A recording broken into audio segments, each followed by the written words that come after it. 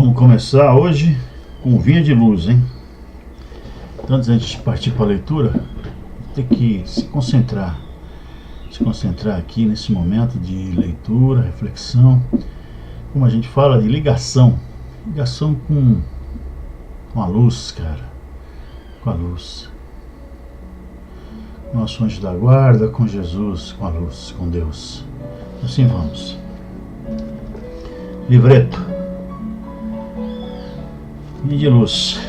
Chico Xavier / Emmanuel. Dupla dinâmica. Vamos buscar aqui uma mensagem. Lição 125. O Senhor mostrará. E eu lhe mostrarei quanto deve padecer pelo meu nome. Jesus. Atos dos Apóstolos, capítulo 9, versículo 16. O diálogo entre o mestre e Ananias, relativamente ao socorro de que Paulo necessitava, reveste-se de significação especial para todos os aprendizes do Evangelho. Digna de nota é a observação de Jesus, recomendando ao apóstolo da gentilidade que ingressasse em Damasco, onde lhe revelaria quanto convinha fazer, e muito importante a determinação a Ananias para que atendesse ao famoso verdugo trazido à fé. O apelo do céu ao cooperativismo transborda da lição. Perseguidor e perseguido reúnem-se no altar da fraternidade e do trabalho útil. O velhinho de Damasco presta socorro ao ex-rabino. Paulo, em troca, prodigaliza-lhe enorme alegria ao coração. Acresce notar, porém, que Jesus chamou a si a tarefa de revelar ao recém-convertido quanto lhe competia lutar e sofrer por amor ao reino divino. Semelhantes operações espirituais se repetem cada dia nas atividades terrestres. Debaixo da inspiração do Cristo, diariamente há movimentos de aproximação entre quantos se candidatam a um bom entendimento perante a vida eterna. Alguns trazem a mão confortadora e amiga da assistência fraternal, outros o júbilo sagrado da esperança sublime. Estabelecem-se novos acordos, traçam-se novas diretrizes. Imperioso é reconhecer, porém, que o Senhor mostrará a cada trabalhador o conteúdo de serviço e testemunho que lhe compete fornecer no ministério do seu amor infinito. Ponto. É bacana, né, essa passagem que nos faz lembrar desse momento aqui histórico, né, o momento da história do início do cristianismo, do início do apostolado lá, da sementeira que foi feita lá na Terra Prometida, né, na Palestina. Ananias quem era? Só para recordar, Ananias é um cristão novo, né? Alguém que se apaixonou por Jesus e foi convidado, né, a espalhar essa semente. E nesse meio tempo ele conhece Abigail. Abigail procura. Abigail quem era? Era a noiva de Saulo. Então, naquele momento lá em que há o apedrejamento de Estevão, que era irmão de Abigail, houve a ruptura. Abigail era a noiva de Saulo e ali eles rompem, né? Porque Saulo não poderia mais continuar, embora amasse muito, com ela, porque ele tinha sua posição social, ele não tinha seus deveres, né, com o Sinédrio, e isso o impedia de aceitar a Abigail, irmã de Estevão, e ela também ficou muito chocada com tudo, né? Enfim, aí Ananias converte Abigail, e aí Saulo enfurece-se, né, vai atrás de Ananias em busca de vingança, em busca da cabeça, porque nesse meio tempo ele já era um perseguidor dos cristãos, daqueles primeiros cristãos, né? E aí acontece o episódio na porta de Damasco e tal, e no final Ananias, que era o perseguido, alia-se ao perseguidor. E aí Jesus, né, intermediando tudo isso. Aqui o Emmanuel enfatiza isso, né, a tarefa. Aqui nós somos chamados, né, a missão de Paulo mesmo, de espalhar a boa nova. Então ele fez um enorme sacrifício por conta desse trabalho, e E essa intermediação de Jesus, vai lá, ó, segue, vai lá e através de Ananias eu vou lhe dizer o que fazer, enfim, ou através de outras pessoas, depois de Abigail mesmo e de Estevão, né? Então é assim que funciona. A gente, quando tem essa ligação com Jesus, verdadeira, bacana, esclarecedora, a gente acaba comprando, né? Essa missão de ser semeador, de espalhar a boa nova, de ajudar, está sempre querendo colaborar com o mundo, com a melhora do mundo. É nesse sentido. Só que a gente vê que tem muito cristão hoje que não colabora de fato, porque prega a divisão, prega o exclusivismo, prega a sua verdade, quer impô-la, e não é desse jeito que a gente vai construir um mundo melhor, sem respeitar a crença do outro, sem respeitar a opinião do outro. Não é por aí. Então a gente tem que ter esse cuidado. Agora, essa transformação de Saulo para Paulo nos mostra que todos nós, né, para todos nós é possível melhorar, né? No nosso ponto de vista, Saulo melhorou muito porque ele perseguia as pessoas, né? Matava, era raivoso, né? Era irado. Enfim, era uma pessoa que não estava no caminho do bem, né? Estava no caminho da loucura, né? Da paixão, enfim, da loucura.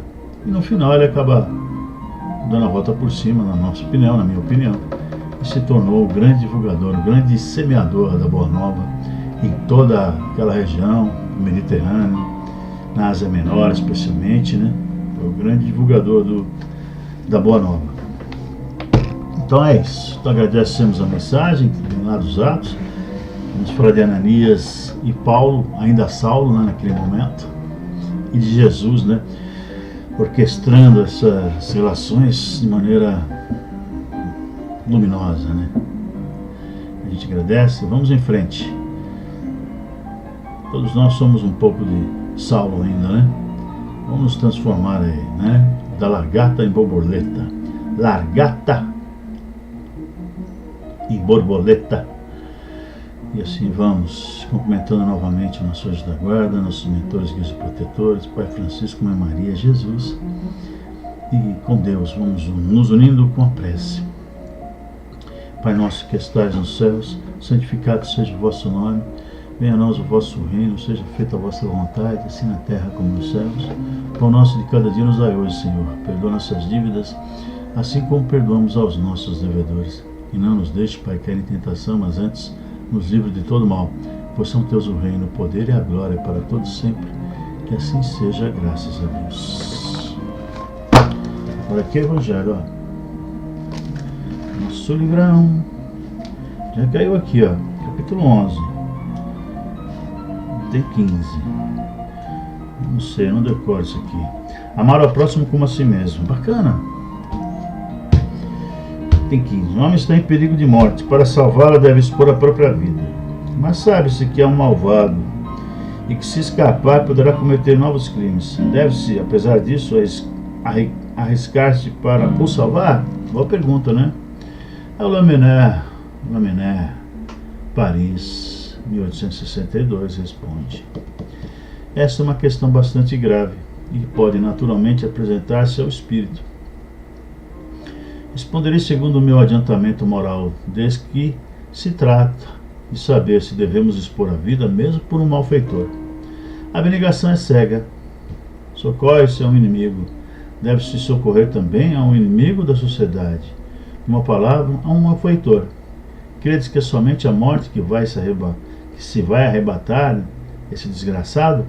É talvez a toda a sua vida passada. Porque pensai nisso. Nesses rápidos instantes que lhe arrebatam aos últimos momentos da vida, o homem perdido se volta para a sua vida passada ou para ele. Vida passada, ou melhor, ela se ergue diante dele. A morte, talvez, chegue muito cedo para ele. A reencarnação poderá ser terrível. Lançai-vos, pois, homens, vós que a ciência espírita esclareceu, lançai-vos, arrancai ao perigo. Então esse homem que teria morrido injuriando-vos, talvez se atire nos vossos braços. Entretanto, não deveis perguntar se ele o fará ou não, mas correr em seu socorro, pois salvando-o, obedeceis a essa voz do coração que vos diz: podeis salvá-lo? Salvai-o. É isso mesmo. A gente já viu isso muito em filme, né? Do mocinho salvando o vilão e o vilão depois se volta contra o mocinho. Mas no final sempre dá certo. No final o vilão acaba tendo aquilo que ele precisa, né? Que ele merece e necessita. Então acho que está bem respondido. Eu acho que se a gente pode fazer algo para salvá-lo, mesmo a gente se arriscando, a gente deve fazer para o inimigo, para o amigo, qualquer que seja a pessoa. Esse é o nosso dever, né? Então, recentemente eu vi num filme o contrário, né? A pessoa podia ter salvo, o herói podia ter salvo o bandido, mas ele preferiu deixar a própria sorte e no final acabou um deles morrendo e não foi legal, não é um exemplo, não foi um exemplo bacana, né? Foi uma coisa depois que teve consequências. Eu acho que o cara pode ser um malfeitor, mas quando alguém lhe salva a vida, ele vai ter sempre aquilo em sua memória, né, no seu coração. Aquela pessoa me salvou, mesmo eu a prejudicando, né, mesmo eu a prejudicando. Então uma hora isso vai ficar gravado eternamente. Aí uma hora isso vai servir. Isso é uma semente. Uma hora ela vai germinar. A gente agradece as mensagens, né? As mensagens boas, né, para começar o dia.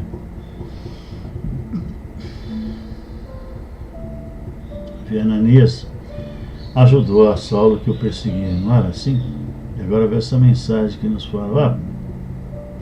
Então Ananias no final acabou ajudando Saulo a salvar-se, né? Salvar a sua alma, muito mais do que o seu corpo, a sua alma.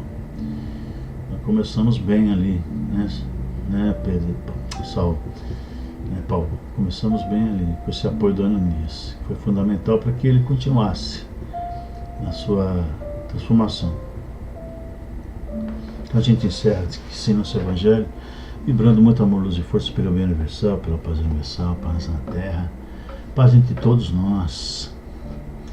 Vibremos para que tenhamos mais equilíbrio entre as coisas da matéria, as coisas do espírito, a moral, a ética. Possamos nos equilibrar, não nos deixamos cair na tentação da matéria, da grana, como fim último da nossa existência. Acumular coisas, não é. Podemos acumular amizade, acumular bem-feitos, acumular amor, né? Isso que é legal. As coisas que nos falam ao espírito, à nossa essência. Não há essa carne, essa matéria que cada dia envelhece. Um dia ela vai ficar aqui, vai virar pó. Importante cuidar dessa matéria, mas mais importante ainda é cuidar do nosso interior. Descobrir os alimentos da alma, né? O que alimenta essa alma, essa nossa luz e a faz brilhar, aumentar cada vez mais. Então vibremos para que isso se instale, né, na nossa consciência cada vez mais firmemente, cada vez mais forte. Vibremos. E deixemos uma grande vibração aí para todos nós, para nossa família, todos que estão aí, nossos amigos, as pessoas mais necessitadas, doentes, estão presas, né? Vivem nas ruas, enfim, todos que padecem mais ainda no corpo e na alma. Que assim seja, graças a Deus.